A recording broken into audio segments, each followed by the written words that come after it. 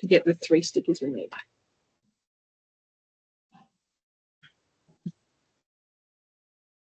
I was looking at it going, okay, I think we might let everybody in. okay. One moment, please. Are you going to talk? Yes. Okay, here we go. Admitting. Hello, everybody, and welcome. We'll just wait a few minutes to let everybody come on.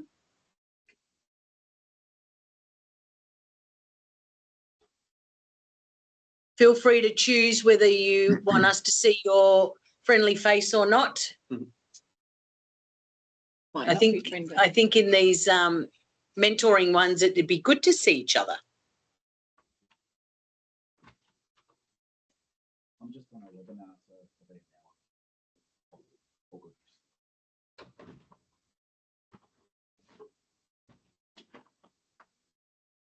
Just a few more coming on, and we'll start in less than a minute.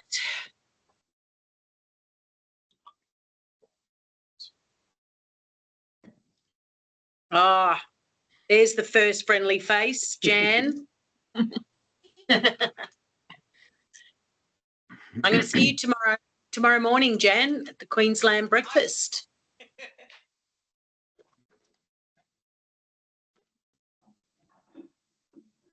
Is that Carla?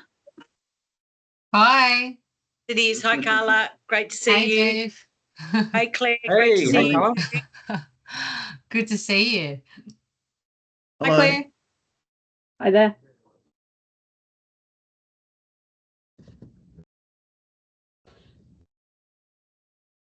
Excellent. Great. Got a few friendly faces on. Well done. Okay. Well, welcome. This is our first mentoring webinar for the year.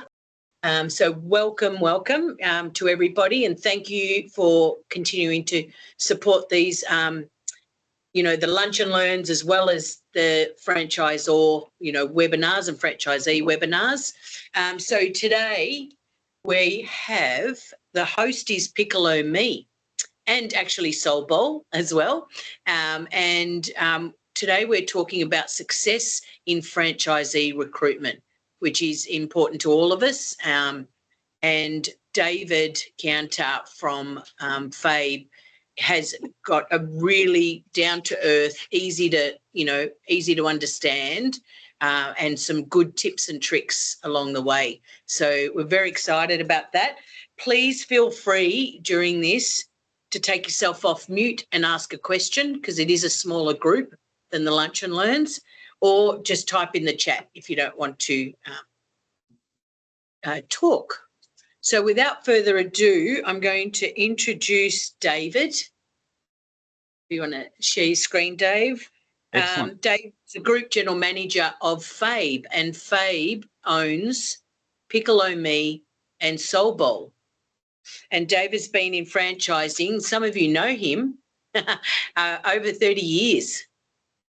Amazing. So, and mainly in the franchisor and food space, actually. So excellent. Definitely we're excited to hear all the tips and tricks you've got to tell us today. So over to you. Oh, thanks, Helen. Helen and team, actually. So thank you very much for allowing me to present today. Can everyone see my screen okay? Yep. Yes. All good. Excellent. I'll just take you through a little bit of an agenda. Look, I know a lot of people online, some I don't know, so I'll provide a little bit of an introduction on who I am, what I've done in the past. I'll talk a little bit about the recruitment process and certainly what works for us. I'll also be talking a little bit about how we use some of our corporate team and also our franchisees in our recruitment process. I'll also touch on a few magic quotes. So, some comfort in what applicants want to hear, to put them at ease, because, it's a pretty big step buying a franchise. And generally speaking, it would probably be the second most expensive thing that someone buys after a house. So I'll talk a little bit about that. I'll also touch on some traits in our applicants as well. Touch on support material and what we're doing there, and finish off by what actions and goals we set from a corporate or franchisor perspective which also might assist some of you out there as well.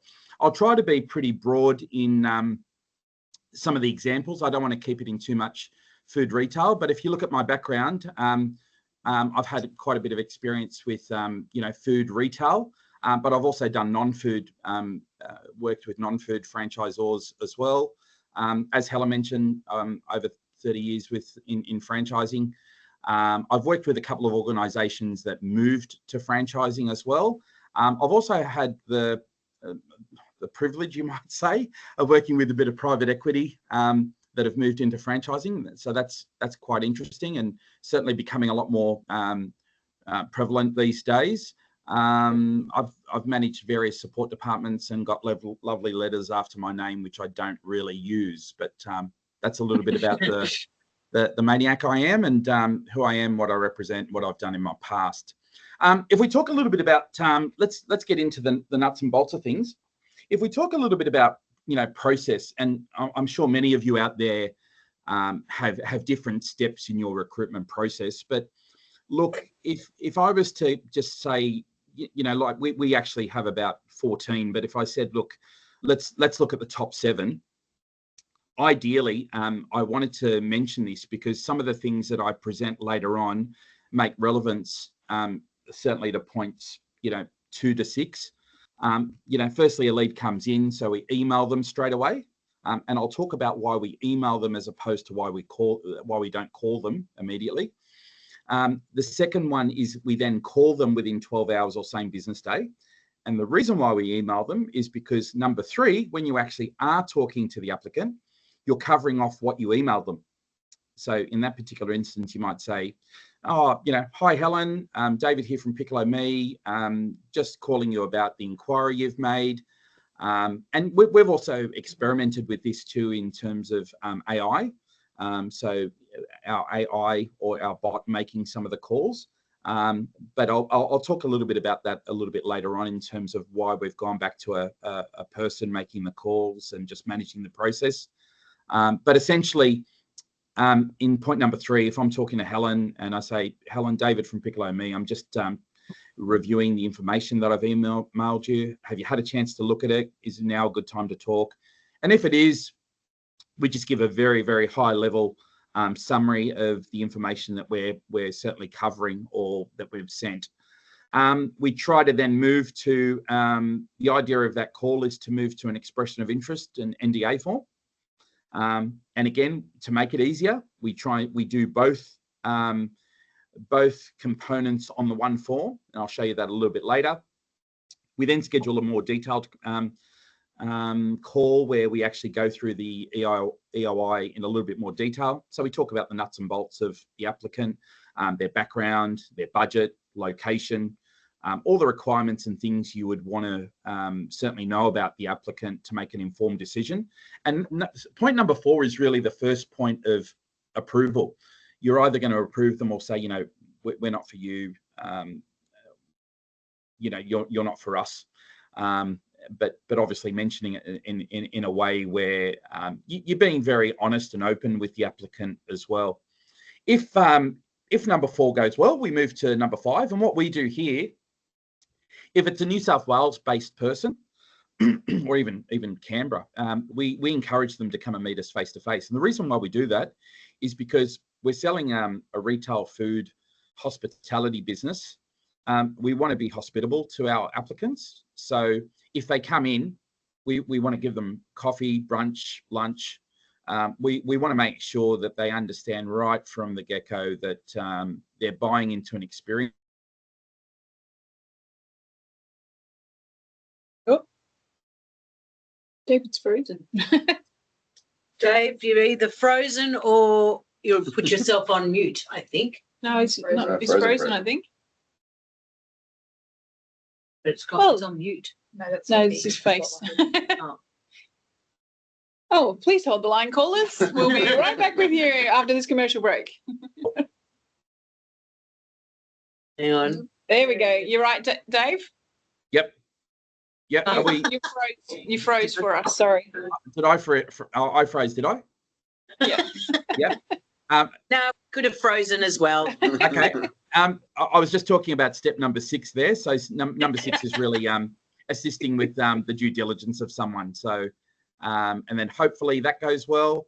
We move into a commitment and deposit, or a refundable deposit stage as well. You can all hear me okay? Yes. Everything's back online, no freezing? Okay, excellent. What's worked for Piccolo Me? This is really interesting because regardless of your industry basis, there are things that are going to work for you and things that are probably you need to identify why you would be better than your competitors and why you might be a better choice than your competitors. So for us, put down simply in half a dozen points, we're quite affordable, and I'll talk to you why we're affordable in relation to locations. Number 2, we do have location flexibility. So it really ties up with point 1 and 3 because we have options with our locations. We can take small kiosks, we can take in-stores, we can do a refresh or an existing a business that may have not been successful but has the bones and nucleus of a good food business. We can go and renegotiate leases, and that gives us a little bit of power when we're taking over an existing business, particularly if it's a food business, because essentially that's saving you a fortune in terms of taking on some of these sites. Some other things that have worked for us is varied advertising. Look, it can be pretty expensive when you're talking about where you advertise, but we use a mixture of being digital, being on Facebook, having static ads, and also email campaigns. There's no magic one solution, but something that I will say is if you do a really good job on all different aspects of your varied advertising, it can actually work really well for you. For example, I had a lady 4 weeks ago, and she was Googling cafe franchises, and we popped up, of course. She was looking at the information. Then she went on our website, so she found out some further information, and then obviously she's scooting through Facebook, and obviously she sees a Piccolo Me ad. So when she talks to me, I said, how did you find us? And she said, look, I did a Google search, but oh my God, it was so meant to be. I was on Facebook and up a Piccolo Me ad appeared. So it's just meant to be. So obviously, little did she possibly know about analytics and what happens when you're roaming on social media. But essentially, that's a really, really good example of if you've got some of the basics right, how powerful. Yeah, love it. So, social media can be. I touched on it earlier, but certainly the face-to-face meetings, that's a really good difference and brokerage of, you doing something different that possibly your competitors aren't doing. So, having the face-to-face meetings is really, really a really strong thing. And I know that you can't always do that, particularly if you're talking to someone from an interstate perspective. We also get told that we're pretty easy to work with. So essentially, and that's twofold. By the applicants, by your leasing people, by your developers, leasing agents in general. So that's a pretty positive thing. You also, at this particular point in time, want to minimise, some of the red tape. And I know that there's I's we've got to dot and T's we've got to cross, but certainly with disclosure and putting franchising in that as well, there can be some red tape at times, but being told that you're easy to work with is certainly a positive thing. And then lastly, when you've got that all in motion and you are finding a site for someone, you really need to show some hustle in terms of finding those sites. So again, if Helen's pretty keen on a site in the Melbourne CBD, well, then we need to make sure that we're on the front foot and doing all things possible to find sites in the Melbourne CBD. And that would also mean that while we're talking to people, that we're also keeping Helen involved and updated in terms of what we're doing in the background, because there is an instance where someone may have paid a refundable deposit, but you don't want to lose them in that process as well. And time again, certainly when I was working with Franchise Ready and doing a lot of franchise recruitment for other brands, we'd get a deposit, and it's pretty damn tough these days to even get to someone to that stage. But when you lose them because you haven't found them a site, it's failure on all parties, basically. That you want to be making sure that you're doing everything to find to find a site, because to get someone to that level, it's so damn tough. So you want to make sure that from a site selection perspective, you're doing everything possible on that as well. Use your team. Something that we do very well is everyone knows that Fridays are the days that we generally set aside for face-to-face meetings. But that's not to say that if we don't, if someone doesn't have is only available on a Wednesday, we won't see them. In actual fact, we will. But we also want to make sure that other people in our team are also exposed to the potential franchisee applicant. So we use our operations to show them a little bit about store ops. We use our marketing team to talk them through a little bit about local area marketing. This is all very high level. It's not a detailed PowerPoint presentation that takes them through relevant details, but certainly talks a little bit about assistance and what their role is in the organisation, and also the contact that they're going to have with franchise applicants as well. We also use the directors and founders to talk about the business, particularly about the start of the business and the values. That's also really good, because essentially they're talking and meeting the people that are really not just passionate about the brand, but why they started the brand, and obviously why they want them to join our franchise family as opposed to others. So I think that one there is, we always make sure that either Harry, Charlie, or Roy are available, and in actual fact, there's always no minimum than two of the directors that are available, which is really good, and it does put a real nice personal touch on your initial communication, particularly because it is face-to-face or online. And we also use our support staff to ensure that they are greeted and made felt welcome. For example, little things like, "Oh, hi, you must be Helen." So we just make sure that we really know that the team know that there's people coming into the office or for a meeting, and that they are inquiring about a franchise as well. So really important from that perspective. Franchisee testimonials. This is a really good instance of what can also be really positive for you as well. We actually offer franchisees a bounty if they find someone. So generally it's between $5,000 and $10,000. Bounty. That's a big bounty. Yeah, it is. But when you also look at it, that what you reap out of a franchisee, it's and potentially what the costs of recruiting a franchisee is, that $10,000 is probably a small amount. Yeah, look, it can be. Generally, we pay $5,000, but we've just recently upped that to $10,000 in order to find the right person. And sometimes in some particular instances, it's about turning someone away because they aren't, they don't tick all the boxes.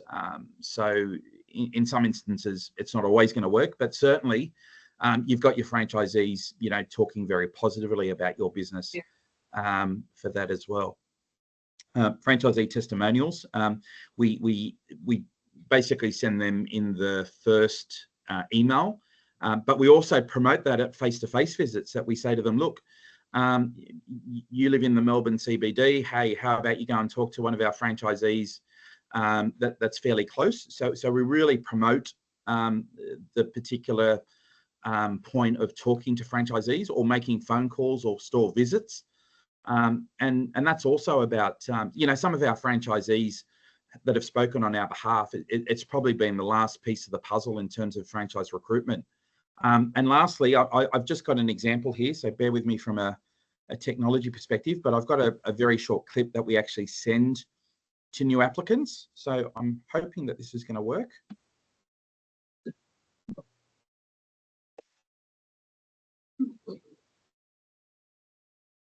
No, got no volume, David. No volume? Nope. Okay. Let me see if I can volume. In your sharing. Yeah, share. Sharing. In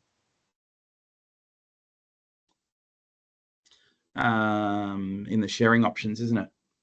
Yeah, you might have to stop sharing and Yeah. then just reshare it with the sound. So it's all right. You got time. All good. That's all right. Entire screen, audio. There we are. Beautiful. We should be good to go. My apologies for that. I'll just, okay, we should be back on.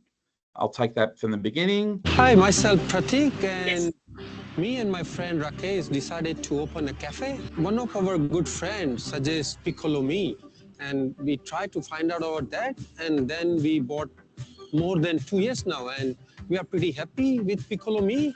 This is our first business, so it was a little bit tough, and we didn't know pretty much about the coffee shop. But thanks to Piccolo Me team, they help us throughout, like from beginning to till right now. They are always with us, and whenever we call them or message them, they're always ready to help anytime. So yeah, pretty happy with them.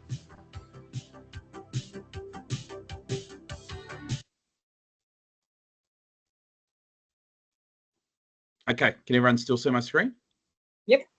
Yep, fantastic. So that was a little bit about, and look, that's just we've got a few different franchisee testimonial clips, but that's just a short one saying, particularly that someone that had no franchise experience or no food experience.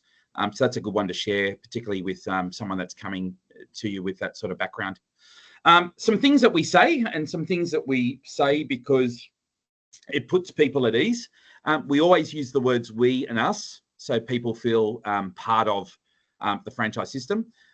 We also talk about our success, so including the franchise applicant on the success journey. We talk about commitment to training, particularly if someone doesn't have food retailing or coffee experience. We want them to be at ease that our commitment to training is to get them to a pretty good level before they take over their business. We also tell them how we're going to help them. So, already talking a little bit about, franchisor obligations. That's also a thing that puts applicants at ease. We also mentioned how we can make this work for them and what we're going to do to help them to make it work. And we also, and the reason why on my earlier point that I mentioned about meeting various team members is we show them firsthand, hey, this is the person that's going to help you with your local area marketing. This is the person that's going to help you with operations and compliance. So already we're talking about, the support that they're going to receive just purely by not only what we're saying, but also who they're meeting as part of the team as well. We also talk about, let's look at various opportunities. So just in case, someone is just talking about one particular area or location, they may have not known or considered other locations or store types. So we always talk about the opportunities that we have because, from our perspective, it's also meant that someone may have come in to buy a franchise in the Melbourne CBD because they may live very close, but they didn't realize about other opportunities. So we want to make sure that if someone is going to come in and talk to us about a specific opportunity, they're certainly aware of what else might be available. And the last one, what does success look like? So we talk to them about, if we do all those things and we do a great job with those things, hey, this is what success is going to look like for you. And we talk about what success is going to look like from their perspective. We're pretty careful what we say about numbers. We don't go and make any wild representations on sales. In actual fact, we talk very little about numbers in relation to sales.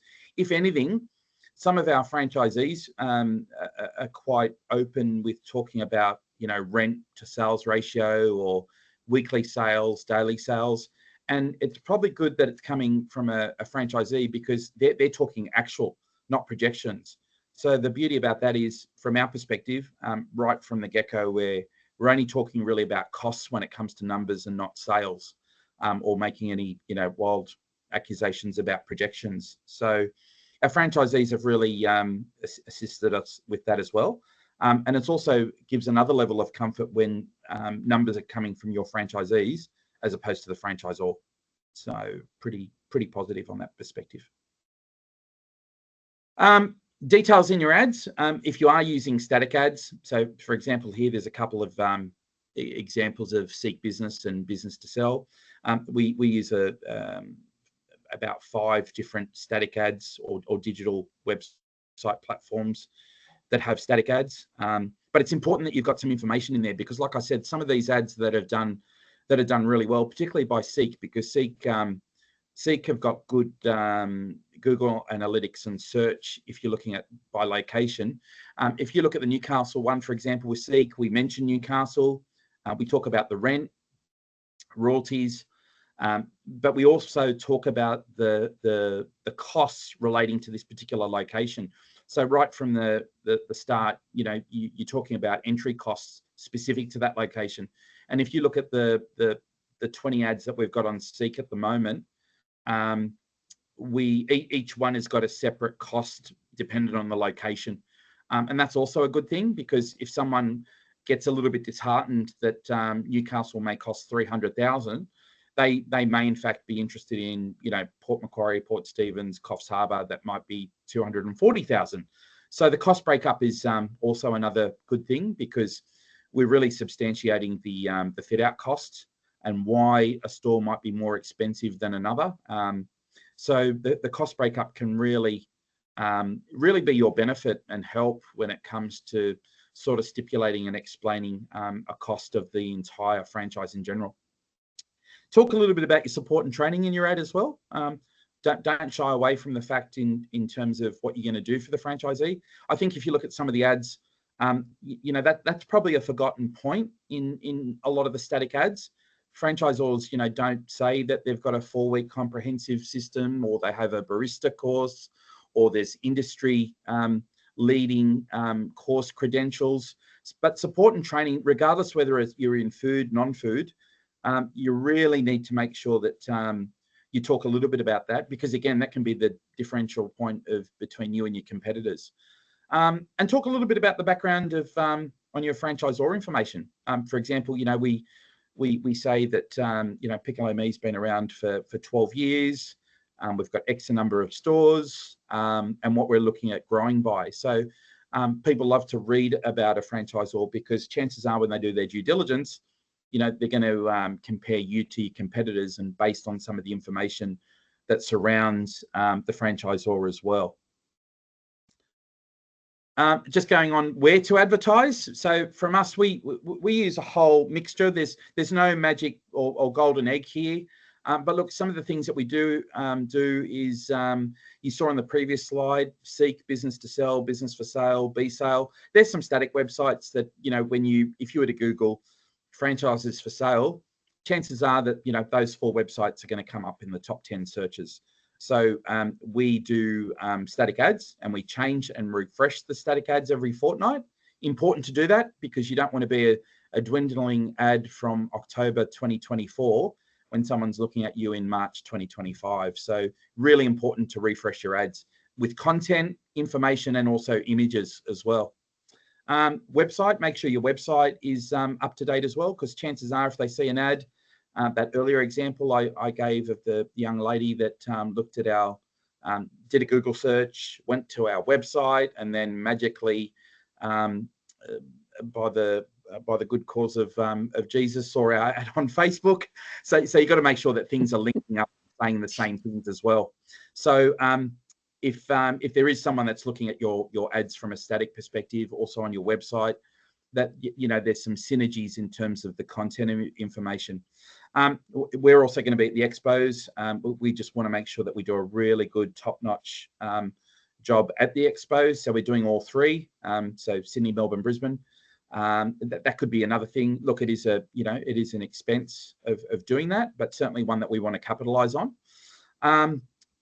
International digital ads, and I say international because of our backgrounds. So we actually advertise in the Korean, Chinese, and Indian digital platforms, who also have newspapers, but it's just by sheer chance now that newspapers are a thing that probably aren't as possible as popular as the digital platforms. But certainly, I've got an example there of a Korean ad. They've left my details there in English, which is great. But essentially, it talks specifically, now, this talks about locations. This one talks about price, and this talks about the opportunity. So, and a little bit about the brand. So this particular one, we've actually done our joint brands. So we're telling people that, look, there's opportunities with both Piccolo Me and Soul Bowl.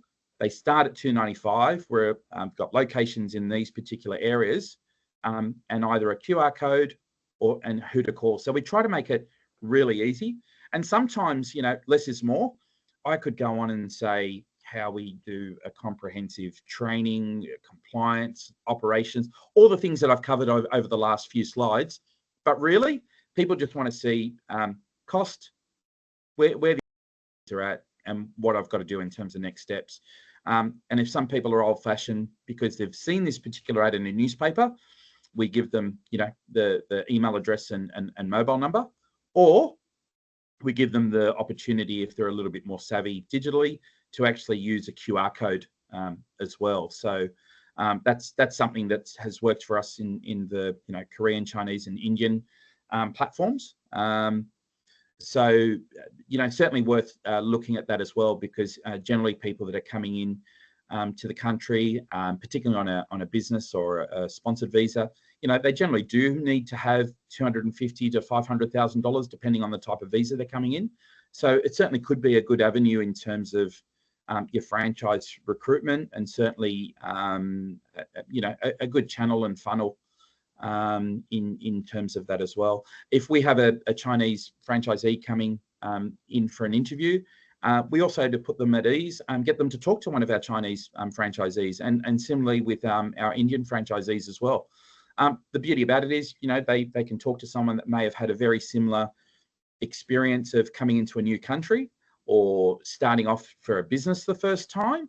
So, use that little bit of marketing intelligence or what information you have about the applicant to certainly put them at ease, and certainly assist them on their journey of certainly understanding a bit more as well.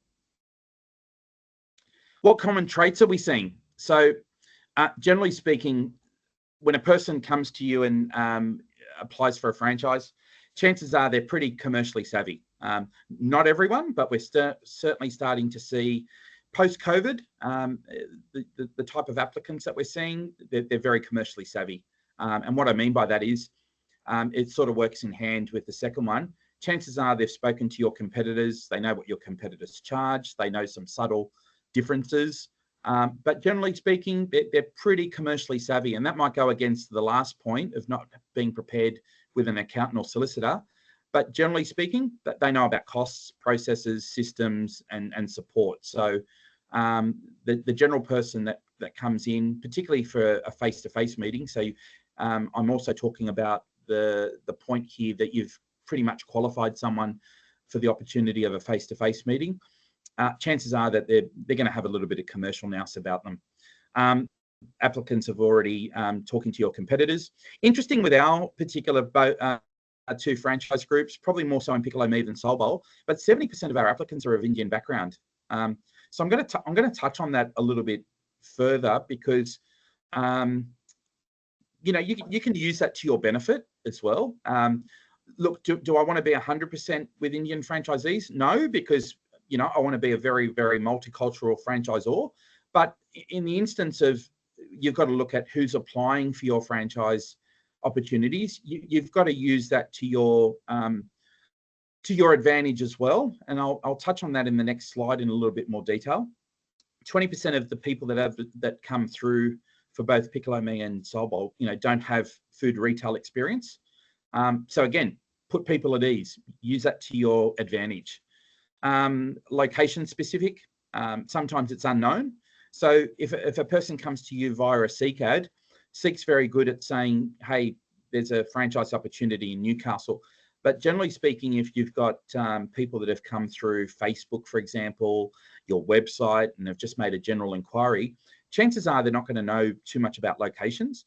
So, have early discussions about where people want to be located, because that can also speed up the process. And to my earlier point, it can also minimize time in terms of finding a pretty key location for an applicant as well. Share all the costs and details.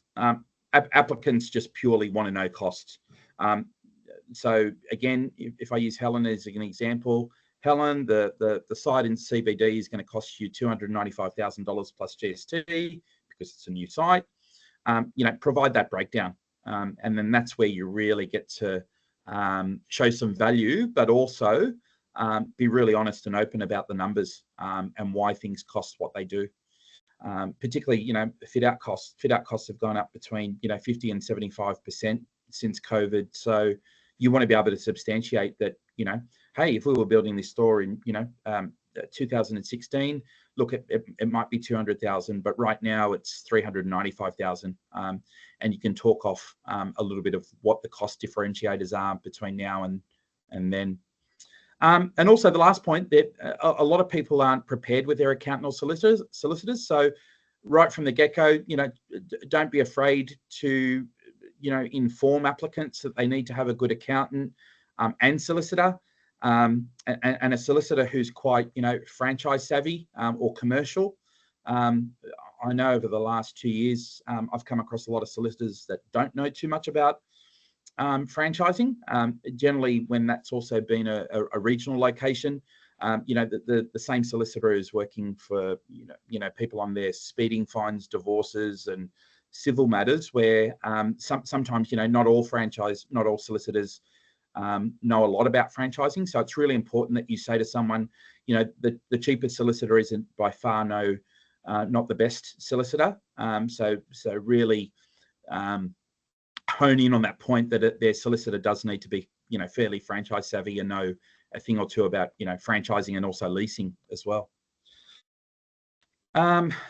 Actions taken from our traits. So, the earlier slide I spoke about, our traits, but if you look at the first one in orange there, our franchise development manager is actually of Indian background. And we just find that, he's putting 70% of our applicants at ease, having a lot in common in terms of background. So, that might be something you might want to look at in terms of the background of your people and your team. And the beauty about, the Piccolo Me Fabe team is, we're very multicultural. We've got most continents covered. But you also want to make sure that, people are dealing with people from their mother country. So don't be afraid to sort of look at, how much prominence and relevance your franchise you need to put into your franchise, particularly into your recruitment. The one down the bottom there, minimize the forms. We all know that in franchising, there's even with the new disclosure side of things that's happening, there's a lot about disclosure, but there's also a lot about forms and what you do and what you send, what you say and what you tell someone. But essentially, try and make it easy. And I'm going to show you a little bit of an example of what we do to make things a little bit easy. The point in green there, we also practice high hospitality. At the initial meeting, we make sure that someone's drinking coffee from a branded cup. They're having either brunch or lunch with us. So it's really about the experience. And that's probably no different if you're selling a franchise that it's non-retail or non-food. You really want to sell the experience of the franchise group, because that could be the differentiator of you and your competitors, that you've taken the time to actually show and go through a little bit about your franchise offering and industry, as opposed to what the time that your competitors spend on that as well. And the last one, outline operations and compliance right from the beginning. So set the standard. Tell them what your expectations are, what our obligations are as a franchisor. So there's no surprises. I think that now we're doing a much better job of that. The surprises become a lot less. But franchisees know what they're going to be covering in franchisee training. So I think it's certainly working for us twofold as well. Information on and for the applicant. So you can see here, we do an expression of interest and confidentiality agreement. So we do it all in one. We ask the information that we need, but we also delve into some of the financial information when we meet them on our initial screen call, and also on our face-to-face meeting as well. To make things really good and itemized, again, on costs, we do what's called a deal sheet, and we itemize everything. So we try to make it really simple for someone to say, that in this particular instance of this store costing $300,000, this is what's included. We itemize various items. We tell people what the deposit looks like, the progress payments. And the beauty about if this is done really well, there shouldn't be any surprises about the whole financial package of selling the franchise as well. I've also got the point there that right from the initial email, we also make sure that the information statement for prospective franchisees is attached there as well. And we do that probably a number of times.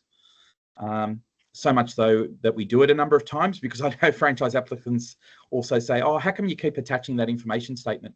I said, oh, we just want to make sure that you've obviously had an opportunity to read it and go through it and see what's important from your side of the fence when you make this particular decision. So that's a little bit about the the admin or paperwork. We also set some recruitment goals.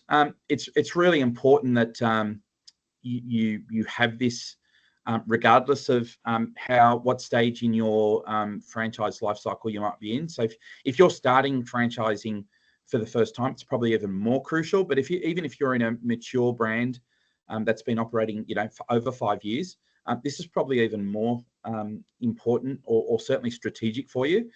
For example, if we're talking about location ads, we want to have 15 different locations that we're working on. Now, out of those 15, we might have 6 to 9 sites that we're actually specifically negotiating, but the others are areas that we want to be. So we might do things like, look, we want to be in, Geelong, Bendigo, Ballarat, Central Coast, Wollongong. But we're talking about those locations, and it's still a region perspective. It just may mean that we don't have a specific site. But the challenge is that if we've got then someone coming through, from one of those regions, that we're motivated to find them a site in that particular region, because essentially, it's one of our goals that we want to be there. We also have goals on leads. With franchise recruitment, there is one element that, it is a numbers game in terms of the numbers of leads that you get coming in. But because I just mentioned that point about it being a numbers game, you also want it to be a quality game. So those leads need to be of quality. So I mentioned to you earlier that we use a bit of a mixture of static ads, Facebook, digital, email campaigns, and there's going to be different elements of quality that comes in from various platforms of advertising. And I think, assessing those results as well. So, by the 7th of the month, we also go back and do a little bit of a review and flashback.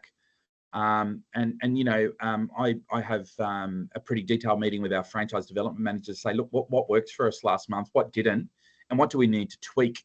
So if we have, for an example, a really good uptake on location ads, but Facebook was pretty dismal, then that to us is telling us, look, maybe we need to put a little bit more beef into our Facebook campaigns and our ads, or add something in like a testimonial, or really be on tune in terms of what our information is telling us. We also have a goal with our expressions of interest forms, also with our face-to-face meetings, because we know that the numbers start to dwindle and get less when you go through that recruitment process. I highlighted in my third slide, steps 1 to 7. When you start to get from 2 to 6, these are going to get less and less. You get the inquiries, you get the EOIs, you get the initial screen calls, you get the face-to-face meetings, and then deposits. But you've also got to have an instance here of a goal of your deposit. So we have a goal there of 5 per month. Our hope is that we move to open 5 stores over consecutive months, post that deposit. But we also then look at having committed sites. So, out of our location ads, the 15 that we might have, we also want to make sure that we're committed with sites. The beauty about our particular franchising with Piccolo Me and Soul Bowl is if we don't have a franchisee, we sometimes can commit to opening that as a company operation. So that's also another advantage, where I know, when you're growing and you may have 3 sites and, you're really hanging for that first particular franchise, you probably can't afford to take a company store or region or location. So I know that it can be really detrimental that, the growth is subject to franchising. So that's something you've got to look at and assess. And that also means that you're having a very different discussion with someone in a leasing capacity on a particular site, where if you're selling a territory, there could be a whole different means of doing that. And then also setting some goals about scheduled training. So for example, yesterday we did a little bit of analysis on this, and we could see that we've got another two to 4 franchisees coming on board. So we need to make sure that we've scheduled training, and scheduled training with allowing things like cooling off period, the disclosure, getting the franchise documents all in order, and making sure that it's a feasible date that we can all work on as well. The other thing about everything that I've gone through with you today, that there is a little bit about process, and franchise recruitment does have a lot of processes, but I think the golden rule there is, growing shouldn't mean that you become slow to move. When you're covering all these processes and you're covering them well, you've also got to be able to quickly move and be nimble.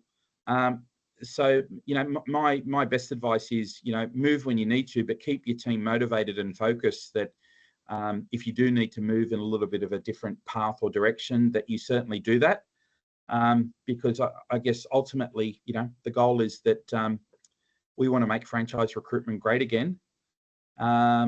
So I hope you got something out of my presentation today. Thank you for being so attentive and listening. I'm on time, 45 minutes. Wow. That's my Well contact done, details. David. Any of you want That was a lot, David. That's fantastic. I'm sure we've all learnt lots from that. So what questions have we got? Should be a few questions there. If everyone remembers. Get back to It's Charlie's on. So the founder of Piccolo Me just told David to get back to work.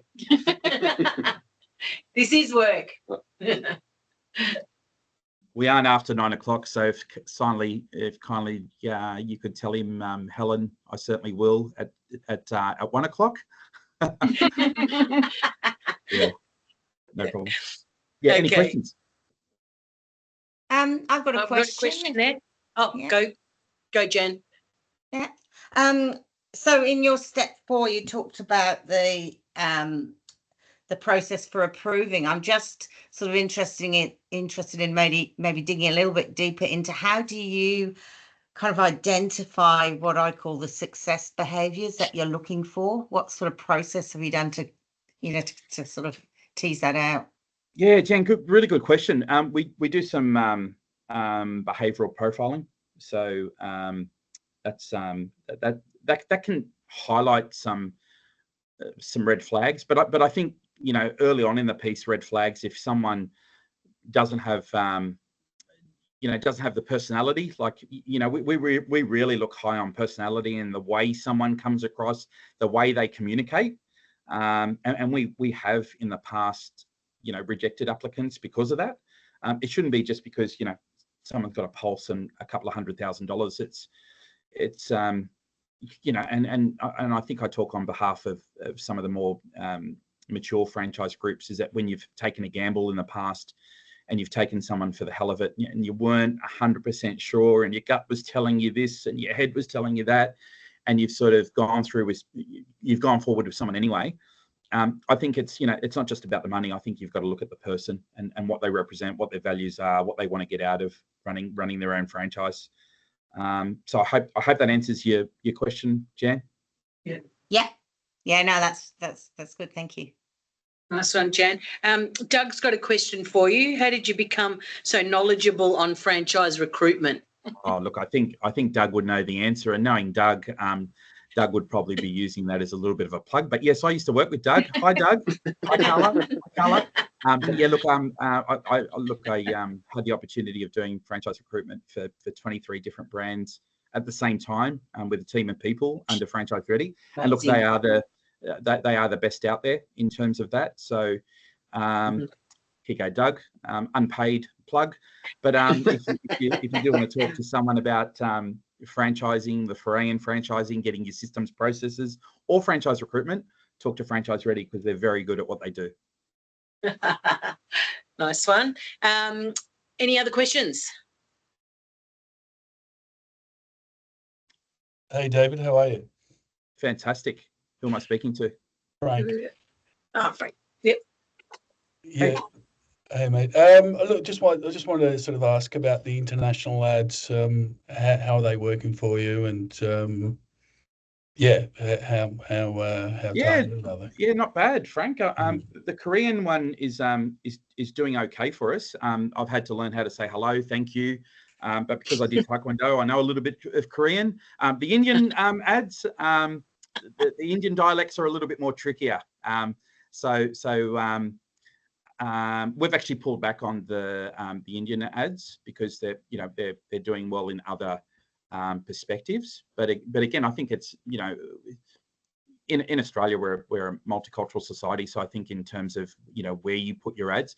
But to answer your question, Frank, they're working very well, and I think we're actually going to part of our strategy is that we're going to run them for this month and April, and in May we're going to peg back on some of those ads because the money that we're spending on the international local ads, we're actually going to start advertising in international ads to take Piccolo Me and Soul Bowl abroad.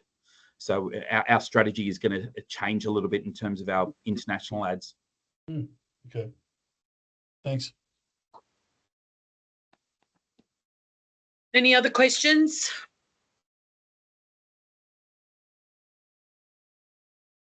Well, I guess since we're talking like lead generators, like which ones work better than others, would you say?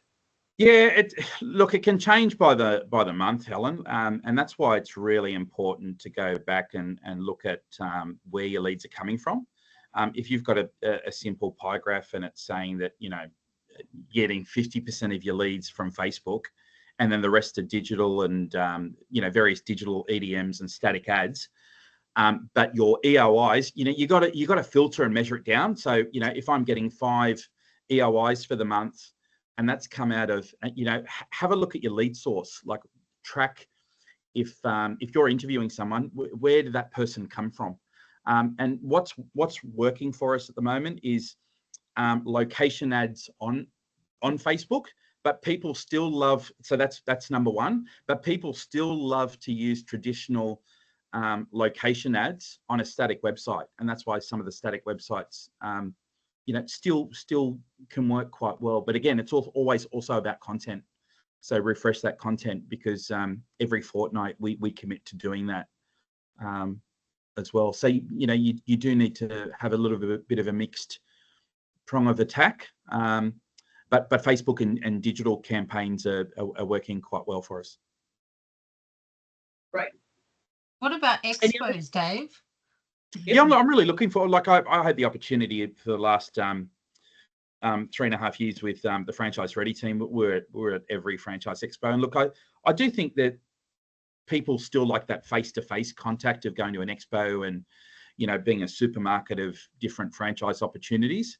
And we probably saw last year that there was a good take up in the 2 expos that were operating last year, which is why we've made a conscious decision in our budget this year to commit to all 3 franchise expos, and we want to get the name back out there in terms of we've only got 2 stores in Melbourne, so we want to make a bit of noise in Melbourne. We want to say, look, we've got 2 sites, but hey, we want to open another 8 sites over the next 14 months, for example. And Queensland's going to be a new market for us, so we want to make a lot of noise in Brisbane. And with those things, expos can cost you a little bit, but I guarantee you, more often than not, if you sell 1 franchise, generally speaking, if you look at the return on investment, that can potentially pay for itself as well. So if because it is a big commitment. I can see now we've paid some deposits already, and it's big. And Franchise Ready have generally been at every expo. It's a big expense, and it's not just the expense of going there and hiring your 3x3 or 3x6 stand. It's getting your staff over there, the accommodation, the paraphernalia that you give out in terms of marketing, etc., your giveaways. So you've really got to do your homework in terms of your costs. But like I said, it can be really beneficial if you just sell 1 as a minimum, and you need to sell 1. Yeah. Excellent, thanks, Dave, and the whole team here at FCA have been to the CBD Piccolo Me, and we love it. We love it. Fantastic. Yeah, Thank you.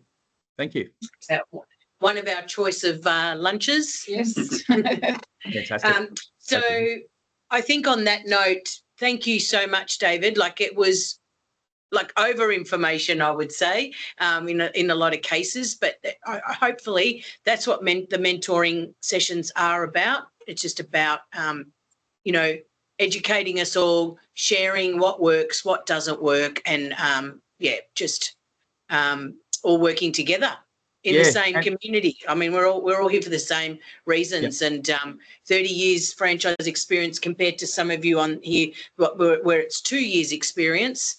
There's a lot of crossover there. And so Helen, I'd probably also much. say on that too, there's also been some mistakes along the way too. So don't think that it's all smooth sailing. There's mistakes, but I'll tell you what, if you learn from those mistakes and you don't do the same mistake twice, well then, hey, that's a benefit. So if anyone reaches out to you and wants to know more, look, I'm more than happy to just share my 2 cents worth. Excellent. Thank you, Dave. Appreciate it. 2 more things before we all jump off. Number 1, next week, we are actually going to hear some interesting next month. Sorry, let's not get... No. Everyone here's like, what? Next month. We'll just pop on the screen. Some interesting conversations are going to be had. So the topic is the franchisee and the franchisor relationship. And we're going to hear from a lady named Crystal. She is a multi-unit franchise and from multi-brands, but she actually has a couple of Hira hubbies.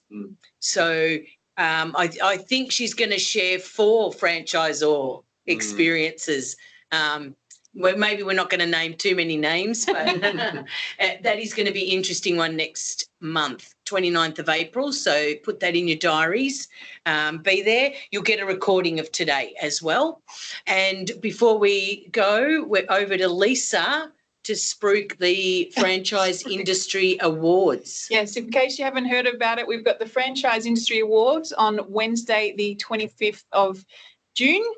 Nominations are open now and it's free to enter. It's on our website, so please jump in. There is something for everyone, franchisees, franchisors, suppliers. It's only 4 simple questions to make it really easy to nominate. Nominate yourself, nominate others, get those hero stories out there because we'd love to hear all the franchise stories. And more importantly, we'd love you to come. So the ticket sales are open now as well. We've just launched those, so you can book a ticket to be in the room as well. And we'd love you all to spread the good news. Let's get those stories out there. Excellent. Thank you. Thanks, everyone. We had over 30 log on today. So, woohoo. Excellent. And you get the recording. Thanks, everyone. Have a good rest of the day. Thank you. Enjoy your week. Thanks for the nice messages too, guys. Appreciate it. Bye. Thanks, David. Great job. Thank you.